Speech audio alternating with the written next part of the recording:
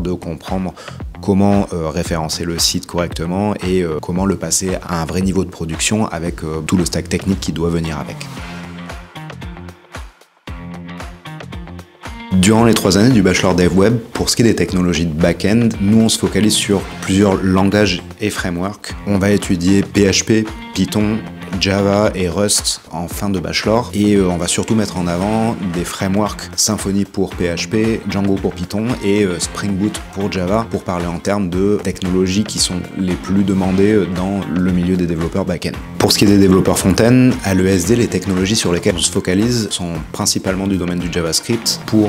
pouvoir étudier, obtenir des compétences sur les frameworks les plus demandés de l'industrie du développement web front-end. Donc à savoir, on va étudier Angular, Vue.js, React et les dérivatifs de React, donc à savoir React Native et nous on travaille beaucoup avec Expo. À côté de ça, plutôt en 3e année, on va étudier Next.js pour toute la partie qu'on appelle server-side rendering et également on s'intéresse aussi à ceux qui vont prendre de la place et qui vont remplacer des autres frameworks dans pas très longtemps. Donc à savoir par exemple, on étudie Lynx qui est le nouveau framework qui est fait par TikTok. Pour ce qui est des développeurs full stack, mais c'est des compétences qui sont également transverses aux développeurs back-end et aux développeurs front-end et le full stack étant notre principal focus sur le Bachelor Dev Web à l'ESD.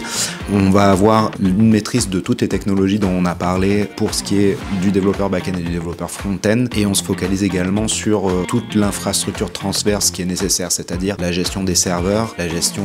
des DNS et la gestion de la sécurité. À côté de ça, la gestion des technologies de base de données. Donc nous, on est très attaché à la robustesse de nos bases de données. Donc on sait faire du NoSQL, mais notre principale compétence, elle est en SQL, particulièrement avec PostgreSQL. Notre focus sur les serveurs, il est vraiment dans l'esprit de savoir utiliser des machines faites à partir de presque zéro, donc des machines Linux en ligne, des VPS. L'idée, c'est qu'un développeur qui est en bachelor de développement web, il sache utiliser un VPS de type industriel tout seul, installer tout son stack technologique dessus, de manière à faire des vraies mises en production comme on le fait dans l'industrie. Pour ce qui est du développeur mobile, dans le bachelor de développement web à l'ESD, on se focalise d'abord sur les technologies qui nous viennent du web pour faire une transition facile. On commence les apprentissages du bachelor. Donc on va utiliser les technologies de JavaScript qu'on connaît déjà, donc React principalement, mais pas que, on peut aussi le faire avec Angular et d'autres pour faire des PWA avant